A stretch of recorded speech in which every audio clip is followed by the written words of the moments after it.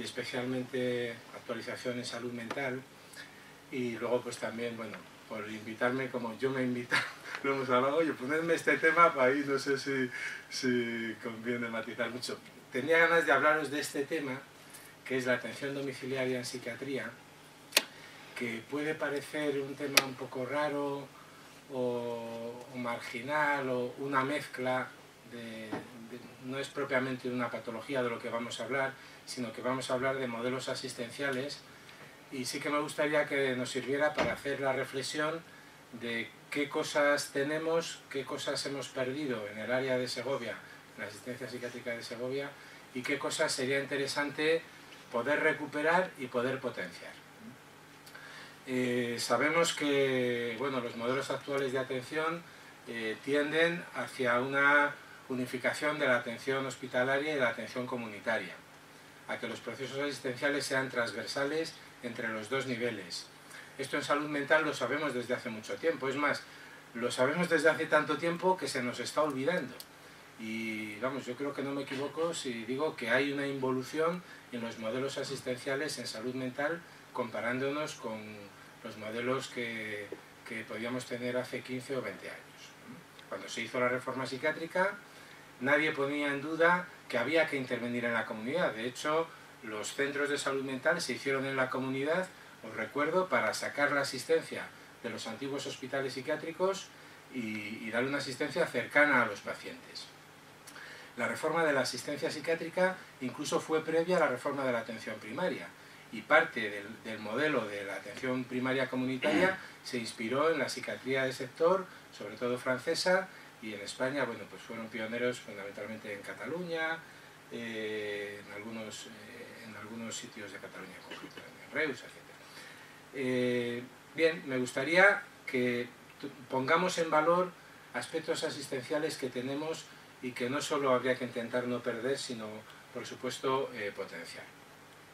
Vamos a hablar de estos 4 aspectos. En primer lugar, ver algunos de los elementos de la identidad personal. En último término, la salud mental lo que pretende es que conservemos nuestra identidad como personas y que si en el caso de que la hayamos perdido, que la recuperemos. Entonces vamos a hablar de algunos elementos que nos permiten recuperar la identidad personal. Hablaremos de la cronicidad, de la sociedad, de la identidad. En un segundo momento, me gustaría trasladaros el concepto de recuperación. Habitualmente se utiliza el término en inglés, recovery. Es el paradigma actual de la asistencia sanitaria y sociosanitaria del trastorno mental grave, el paradigma de la recuperación. Pero ¿recuperación de qué? Podemos decir recuperación de la identidad, pero vamos a decir mejor recuperación de la autonomía responsable, entendiendo que la identidad de un ciudadano moderno es el de un sujeto autónomo y responsable. En tercer lugar, hablaremos del presente, cómo estamos a día de hoy, en Segovia en concreto, y os comentaré algunas pinceladas del programa de gestión de casos, y me gustaría haceros una propuesta de futuro apostando por el tratamiento asertivo comunitario. En el Colegio de Médicos, yo creo que fue el año pasado o hace año y medio, ya se habló de tratamiento asertivo comunitario. Me parece que no tenemos que tener miedo de pecar de pesados, porque la evidencia científica dice que es hacia dónde hay que ir en el tratamiento del trastorno mental grave. Bueno, estas son algunas oportunidades de mejora en la atención a enfermos crónicos que propone la OMS. Sabemos que los cuidados actualmente están demasiado fragmentados y demasiado centrados en los síntomas agudos. Bueno, esto se va corrigiendo, ya tenemos una estrategia de crónicos, estamos muy sensibilizados hacia los crónicos, pero bueno, esta era una de las carencias tradicionales. Sigue habiendo una escasa participación de los pacientes en la toma de decisiones. Se ha potenciado el movimiento asociativo en salud mental, que es FEAFES. Bueno, ya tiene mucha fuerza, tiene una historia de 20, 25 años. Podemos luego debatir un poquito las perversiones que esto puede tener, cuando el movimiento asociativo deja de tener una función fundamentalmente reivindicadora y pasa a tener una función de sistema prestador de servicios. Ahí hay un conflicto de intereses difícil de resolver. Y ese riesgo lo tenemos y lo estamos sufriendo. Me anticipo algo que voy a decir después. No tenemos que confundir la rehabilitación psiquiátrica con el apoyo a la dependencia. y el apoyo a la discapacidad. Claro, la rehabilitación es la última etapa del tratamiento. Esto está en el modelo médico de siempre, ¿no? Diagnóstico, tratamiento, rehabilitación, y cuando ya se supone que no podemos hacer nada más, es cuando hacemos un apoyo a la dependencia. Corremos el riesgo ahora de que la rehabilitación psiquiátrica salga de la cartera de servicios de la asistencia psiquiátrica y que se confunda con apoyo a la dependencia, de tal manera que para acceder a dispositivos de apoyo residencial, por ejemplo, tienes que tener un grado de dependencia alto reconocido. Bueno, ¿y cómo vamos a evitar que las personas con enfermedades psicóticas se conviertan en dependientes si no hacemos una rehabilitación? Es decir, tenemos que intentar que la rehabilitación psiquiátrica forme parte de la cartera de servicios en psiquiatría, igual que la rehabilitación física forma parte de la cartera de servicios en patología traumatológica, ¿no? O en accidentes cerebrovasculares.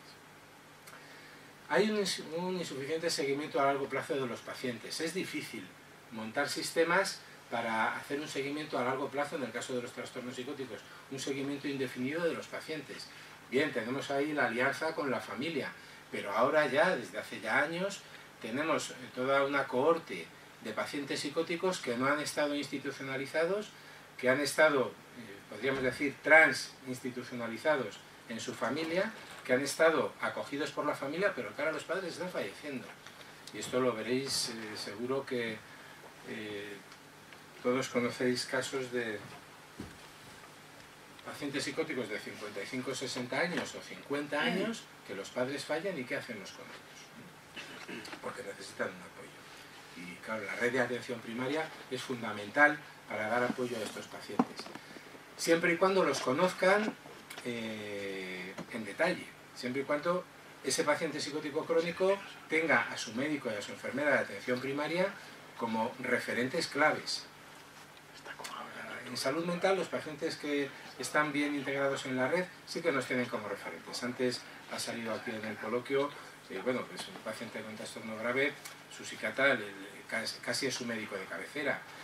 Bien, pero hay otros muchos pacientes que no son así, que están en su casa, a lo mejor no dan mucha guerra, no tenemos mucha conciencia de ellos, pero son pacientes graves que no están vinculados con el sistema de salud. Tenemos que intentar que el vínculo fundamental sea con la red de atención primaria. Hay una escasa utilización de los servicios comunitarios. Pues como siempre, el arma de doble filo. Si tenemos servicios específicos para atender al trastorno mental grave, eso está muy bien, pero estamos impidiendo que el paciente se integre en la red social normal. Es cierto también que tenemos poca red social. Por ejemplo, Cuéllar, mi experiencia personal es que tiene poca red social. Y entonces los pacientes psicóticos les cuesta mucho integrarse en la sociedad porque hay una red muy escasa de centros cívicos de participación social. Hay poco capital social que permita a las personas integrarse, crear vínculos y, en último término, rehabilitarse. Pongo Cuéllar, a lo mejor sin saber, mi impresión, que lo conozco un poquito más a fondo, es así. Me da la impresión de que Cantalejo pasa un tanto de lo mismo. Segovia tiene mucha más vida, obviamente, es más grande, etc. Pero los pueblos de tamaño intermedio, mi impresión es que están perdiendo red social. También todos sabemos que desde hace algunos años tenemos un recurso muy interesante que son los EPAP, los equipos de promoción de la autonomía personal, que están funcionando realmente bien. Al principio, bueno, pues en salud mental había poca experiencia, ¿no? Y entonces a los compañeros de los EPAP, en las reuniones que tenemos de coordinación, les cuesta entender que poco más se puede hacer con ese paciente, les cuesta aceptar el déficit que hay en los trastornos psicóticos crónicos. La esquizofrenia es una enfermedad que habitualmente cursa con un déficit cognitivo, un déficit en la capacidad para establecer relaciones interpersonales. Es una enfermedad muy deteriorante. Y en salud mental esto lo tenemos asumido, pero a lo mejor desde los servicios sociales quieren trabajar más, y venga, pero es que sale poco de casa. Y a veces les decimos, bueno, pues déjale que te tenga como referente, pero no le pases de rosca, ¿eh? No le sometas a una alta emoción expresada a ese paciente y a esa familia. Es muy importante que seamos capaces de transmitir objetivos realistas y dosificados como con cualquier enfermedad crónica y grave, ¿eh? Hay que mantener, por supuesto, un punto de esperanza, un apoyo a largo plazo, pero también trasladar a la familia y al paciente unos objetivos realistas, ¿eh? No tenemos que confundir actividad laboral con actividad. Todas las personas necesitamos una actividad para estructurarnos, pero hay muchísimas actividades mucho más interesantes que la actividad laboral. Es decir, tener una jubilación, una incapacidad, no quiere decir que no tengas que estar activo. Y aquí quiero reivindicar el ocio activo. Es muy interesante a los pacientes recomendarles que tengan un ocio activo. La actividad artística, la participación social les cuesta más, pero la actividad artística, aprender a tocar un instrumento, aprender a pintar al óleo, escribir, presentarse a concursos de narrativa, etc. Esto al paciente le estructura. Todos tenemos un hobby artístico que nos puede servir de mucha utilidad. Y luego la infrautilización de intervenciones preventivas en la patología crónica. Lamentablemente en el trastorno mental grave, en la esquizofrenia, en el trastorno bipolar, hay pocas posibilidades de prevención primaria, pero las hay. La más importante, sin duda, el cannabis. Y este es un problema de salud pública ahora de primer orden. No sé yo hasta qué punto somos conscientes de ello. Los adolescentes fuman cannabis eventualmente pues casi la mitad. Y regularmente pues 20-25%. Y el consumo de cannabis en la adolescencia es un agente etiológico de psicosis bien estudiado, con estudios de cortes prospectivas. Se sabe que el riesgo atribuible poblacional del cannabis sobre la esquizofrenia es aproximadamente del 8%. Es decir, si consiguiéramos eliminar el cannabis de una población, eliminaríamos el 8% de los trastornos esquizofrénicos. Es de los poquitos elementos sobre los que podemos intervenir con prevención primaria. Junto al cannabis pondría el alcohol, porque ya sabemos que se potencia el consumo de uno y de otro. El alcohol no produce con tanta intensidad trastornos psicóticos, produce otros problemas, pero sí que incrementa el riesgo de consumir cannabis y el riesgo de tener trastornos psicóticos. Bueno, hay sensibilización de los planificadores políticos frente al problema de los crónicos. La estrategia de crónicos, mi impresión es que es un documento muy bueno. A mí me ha gustado mucho desde el primer momento, está muy bien elaborado. Ahora, ¿cómo se desarrolla? Pues cada uno puede tener su opinión. La mía es que se está desarrollando muy poquito. Hay un aspecto de la estrategia de crónicos que incide en el autocuidado, la corresponsabilidad y la participación del propio paciente. Sabemos que ha cambiado el marco de relación ética entre el sistema sanitario y los pacientes. Ahora ya no estamos en un marco paternalista, sino que estamos en un marco de autonomía. Ahora cualquier paciente tiene que ser autónomo responsable. Autonomía y responsabilidad sabemos que son las dos caras de la misma moneda. Somos autónomos en la medida que nos hacemos responsables de nuestro cuidado. Esta diapositiva la suelo poner mucho porque es el concepto de colchón social. Se sabe que hay enfermedades, muchas enfermedades crónicas, esto aquí, sobre todo las que están mediadas o que son vulnerables a los niveles plasmáticos de cortisol, como pueden ser las enfermedades cardiovasculares, el asma, esquizofrenia, depresión, cáncer, infecciones. Todas estas enfermedades, su manifestación depende, en cierto modo, de niveles plasmáticos de cortisol.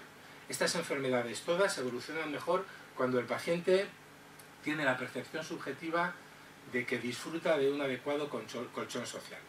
Es decir, cuando se siente acogido por un grupo, cuando se siente miembro de una comunidad, cuando se siente querido, cuando se siente aceptado, etc. En el caso del trastorno mental grave, de la esquizofrenia, este es uno de los factores claves para que haya un buen pronóstico. Si la familia está tranquila, el paciente va a estar tranquilo y se va a sentir más acogido. Si la familia tiene unas expectativas demasiado altas respecto al paciente, esa familia va a acumular frustración, la frustración siempre produce ira y esa ira se va a volcar sobre el elemento que nos frustra, que es el paciente. Entonces tenemos que evitar este círculo vicioso de altas expectativas, frustración en los cuidadores, ira, estrés en el paciente. Siempre es muy recomendable decir al paciente, bueno, pues apúntate algo, vete al centro cívico, vete a los cursos que hay en el ayuntamiento, en la parroquia, etcétera, etcétera. De tal manera que podemos hablar de un capital social. Antes os ponía el ejemplo de algunos núcleos de la provincia de Segovia que yo creo que están descapitalizados socialmente. Hay poco apoyo es difícil crear redes sociales a día de hoy, antes era más fácil. Bien, entonces vemos la importancia de la sociedad como factor de salud, que esto es algo sabido, por supuesto, pero que quería recordar, y también vamos a recordar que la asistencia actual no está centrada prioritariamente en la enfermedad, sino que está centrada en el paciente. Es importante que la relación terapéutica con el equipo sea estable, que la comunicación interpersonal sea satisfactoria, que el paciente tenga confianza, que el paciente se sienta empoderado. Hay un concepto que es el concepto de locus de control, que es útil en pedagogía y en psicoterapia. Es un poco a veces engañar a los pacientes, pero bueno, son mentirillas piadosas. Cuando un paciente ha mejorado en el tratamiento de una depresión, y nosotros pensamos que ha mejorado sobre todo por el antidepresivo, bien, no le vamos a decir al paciente, bueno, nada, estás mejor porque hemos atinado con la pastilla. No, estás mejor, ¿qué has hecho tú para encontrarte mejor? Es bueno que el paciente haga una atribución de la mejoría a aspectos que él pueda controlar, que él tenga la sartén por el mango. Hombre, pues yo, primero, has aceptado tomarte un antidepresivo que no te hacía gracia tomar. O sea, el mérito no es de la pastilla, el mérito es tuyo, que has aceptado. Estás viniendo regularmente a las revisiones. Segunda cosa positiva. Te has tomado en serio el cambio de tus hábitos de pensamiento y no te dejas llevar ya por pensamientos catastróficos.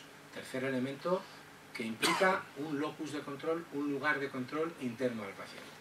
Si le damos, a veces, sobre todo en el tratamiento de la depresión, hemos pecado un poquito de medicalizar demasiado el sufrimiento, ¿no? Y de centrarnos mucho en este es el antidepresivo, hay que mantenerlo tanto tiempo, estas son las dosis. Bien, es muy importante el antidepresivo, pero igual de importante es que el paciente perciba que tiene control de la situación, que esté empoderado, que la toma de decisiones sea compartida, se trata de el médico y las enfermeras informan y el paciente decide, y por supuesto un respeto a la dignidad del paciente. Bien, entonces para terminar este primer bloque de diapositivas, quería traeros esta reflexión, ¿no? El ser humano, por supuesto, somos animales sociales, ¿no? Esto ya lo dijo Aristóteles y desde entonces lo seguimos siendo. De tal manera que nuestra mente necesita de una interacción social para conformarse, es decir, para construirse. Sin interacción social no hay mente. Esto, bueno, pues se sabe de los niños que se han criado, estos niños salvajes, etcétera, que se criaron sin contacto con humanos, les cuesta mucho llegar a ser auténticamente humanos. Primero, porque no desarrollan un lenguaje suficientemente rico, su lenguaje es muy pobre, y tienen muchas dificultades para representar estados mentales en otros. Representarnos los estados mentales de otros es, en último término, lo que enriquece nuestro autoconcepto y nuestra conciencia. Para saber cómo soy yo, tengo que saber cómo eres tú, cómo es aquel, qué siente mi vecino, qué sienten mis padres, qué siente mi pareja, y entonces es cuando soy capaz de poner nombre a mis sentimientos. Es decir, nos construimos en sociedad. Y eso es lo que hace que nuestras emociones primarias se conviertan en rasgos del carácter. Por eso aquí he querido poner estas fotos de caras y aquí estas máscaras. En último término, construimos nuestro propio carácter. Transformamos el gesto en máscara. No quiere decir que nos convirtamos en personas falsas, quiere decir que educamos nuestras emociones. La educación de hábitos de carácter es una de las cuestiones clave de la prevención en salud mental, de la psicoterapia, en último término también de la pedagogía. Bueno. Vamos a ver ya con el segundo punto, el concepto de recovery, de recuperación. Es un cambio de paradigma que se ha dado en la salud mental. Aquí os pongo algunos ejemplos de cambios de paradigma, es decir, de poner las cosas patas arriba y verlo todo distinto. Supongo que esto hayan sido cambios de paradigma, bueno, pues de la cirugía radical a otra más conservadora. Veo que ahora se tiende a hacer cirugía laparoscópica más que cirugía abierta, es un cambio de paradigma. El cáncer se concibe como una enfermedad crónica, el VIH también. la adicción ya no se considera como un vicio, sino que se considera como una enfermedad adictiva, aunque todavía la red de atención a una de las patologías más graves que hay en la psiquiatría, que son las patologías adictivas, curiosamente sigue ajena al sistema público de salud. Es una cosa que comunidades autónomas más avanzadas que la nuestra, como la Comunidad Vasca, hace muchísimo tiempo que integraron la atención a drogodependencias en la Red General de Atención a la Salud. En Castilla y León seguimos con una doble red que bueno, es justificable exclusivamente por motivos económicos, de conciertos que se establecen y que hay que mantener. Pero hombre, no puede ser que una de las patologías más graves no esté integrada totalmente en el sistema de salud. Pero bueno, los cuidados paliativos domiciliarios, etcétera, hospitalización a domicilio y la rehabilitación psiquiátrica comunitaria, que está ejemplificado fundamentalmente con el tratamiento asertivo comunitario. Este es un artículo que tuvo bastante impacto en Nature Neuroscience Review, que es una revista muy importante de neurociencia, donde habla de la revolución psiquiátrica, los cuidados en la comunidad. Esta revisión hace un análisis de la importancia que tiene reemplazar hospitales psiquiátricos por cuidados comunitarios. Reemplazar el dinero que dedicamos a pagar camas en hospitales psiquiátricos, que no solo no son útiles, sino que son contraproducentes en la grandísima mayoría de los casos. Ese dinero estaría muchísimo mejor aprovechado financiando equipos de tratamiento asertivo comunitario para que los pacientes puedan estar en su comunidad. Los intereses económicos que están impidiendo que esto suceda, ahí no voy a entrar, pero supongo que sean los que estén bloqueando esta reforma. La institucionalización no es un tratamiento.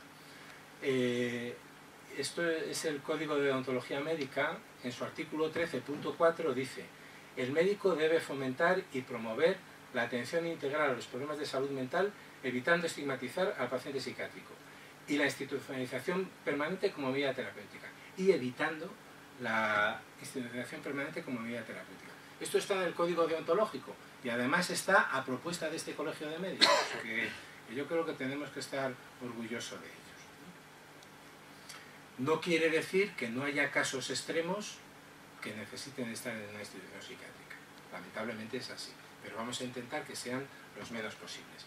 Y para que sean los menos posibles vamos a poner las alternativas asistenciales que se necesiten.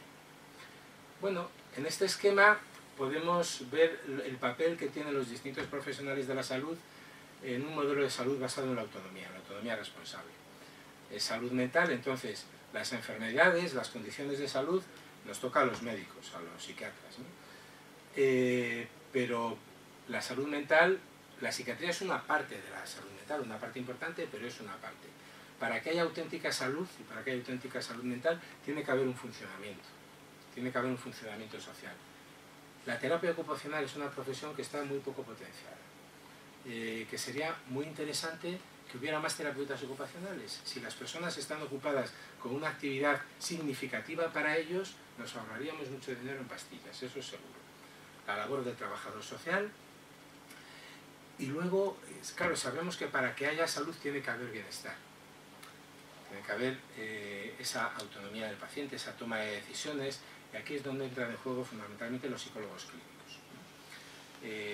No se trata solo de eliminar las enfermedades o minimizarlas lo más posible, sino que tenemos que intentar también que haya elementos positivos de salud, que haya bienestar. Y por supuesto, la enfermería dando continuidad de cuidados en todas estas etapas. Siempre el paciente tiene que tener una enfermera de referencia que le sirva de guía en todo el proceso asistencial, más aún en las patologías graves y crónicas. El cambio de paradigma desde un enfoque clásico de la psiquiatría y de la salud mental al de recuperación, bueno, pues está aquí resumido. El enfoque clásico se centra sobre todo en la dependencia y la discapacidad. El enfoque de la recuperación se centra en la autonomía. Vamos a detectar aquellos muchos o pocos elementos de autonomía que tenga el paciente y vamos a intentar potenciarlos, además con responsabilidad. Nos interesa más saber ese enfermo esquizofrénico si le gusta pintar, si le gusta tocar la guitarra, si le gustan los ordenadores, si le gustan los perros, y potenciar lo que hacía antes de su enfermedad, antes del primer episodio psicótico, es que me gustaban mucho los perros. Venga, pues vamos allá y vamos a tener la suficiente flexibilidad como sistema para montar una escuela de perros, una granja de perros, o que se haga cuidador de perros. Para eso necesitamos mucha flexibilidad, en lugar de andarle dando la tabarra de que si oye voces o no. Porque los enfermos esquizofrénicos ya sabemos que oyen voces. No pasa nada por oír voces, y además las oyen durante toda su vida. Y además, pocas veces dejan de oír voces con los antipsicóticos. Se atenúan, se disminuyen su frecuencia, pero siguen alucinando. Entonces no nos empeñemos en preguntarles si oyen voces, vamos a preguntarles si han sacado a pasear al perro, que eso es mucho más rehabilitador.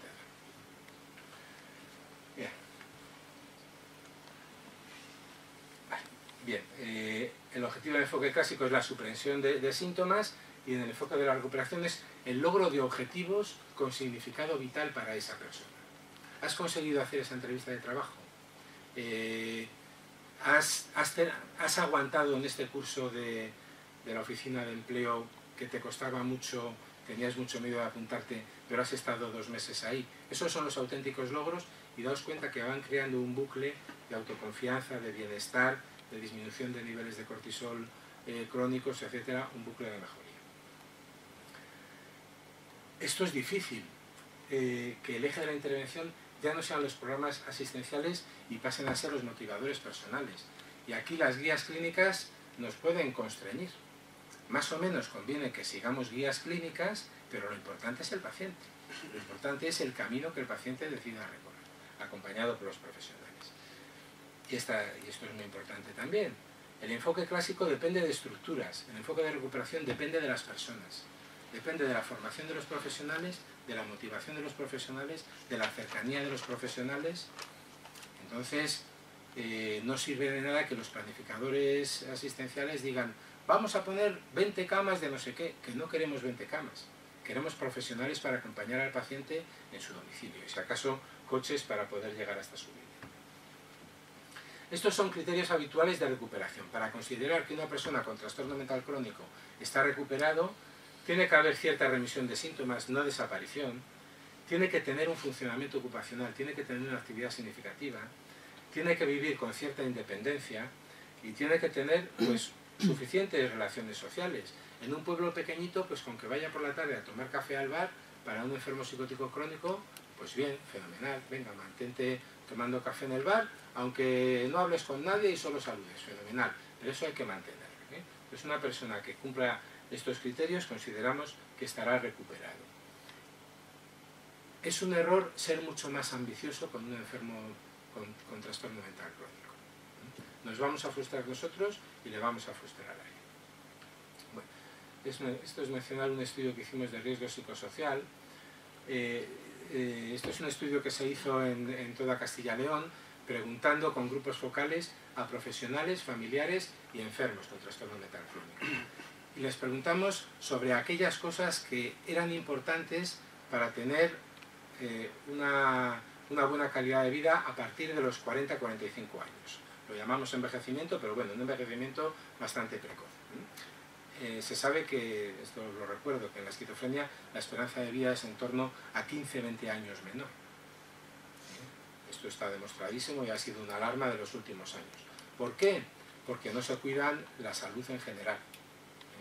Son personas que no van a su médico, que no controlan la tensión, que no controlan las dislipemias, etcétera, etcétera. Entonces, luego hay factores también añadidos. Los antipsicóticos atípicos sabemos que tienen más riesgo, por ejemplo, de producir diabetes, insulinoresistencia, que los antipsicóticos clásicos, que tenían otros problemas. Bien, entonces preguntamos sobre estas necesidades y salieron estos 10 elementos. Al final lo agrupamos en 10 elementos y a su vez luego con un análisis de componentes principales salieron estas 3 dimensiones. La primera dimensión, la más importante, los pacientes necesitaban para tener un buen envejecimiento, tener autonomía personal, es decir, vivir donde quiero, como quiero, que no estén demasiado encima de mí. Cuidar los hábitos de salud, los hábitos generales de salud. Tener una ocupación, pero insisto, no una ocupación laboral necesariamente, porque eso es bastante difícil. Tener un ocio activo. Que el entorno no sea estigmatizador. Es decir, que me acepten en mi pueblo con mis rarezas, que me acepten en mi casa con mis rarezas. Y luego, tener recursos económicos. Bueno, pues no andar muy preocupado por la cuestión del dinero, bueno, pues tener una pensión. El segundo factor se refiere a tener garantizado el tratamiento farmacológico, a tener un buen contacto con el equipo de salud mental y a tener un buen contacto con el equipo de atención primaria. Este estudio es interesante porque no partimos de ningún presupuesto. Dijimos, para vosotros, ¿qué es lo importante? Y entonces empezaron a decir, y por supuesto que ahí salió una buena relación con el equipo de atención primaria. Y el tercer factor es tener garantizada la vivienda y tener un buen contacto con la familia. Daos cuenta que la familia está en el tercer factor, no es de lo más importante, y la vivienda tampoco es de lo más importante, estar en un piso más bonito o más feo. Lo que quieren los pacientes es autonomía y buena relación con el sistema de salud. Bueno, esta era la conclusión fundamental. Los apoyos prioritarios a las personas con trastorno mental grave de edad adulta en Castilla y León son apoyos para fomentar la inclusión social. ¿En qué situación estamos ahora?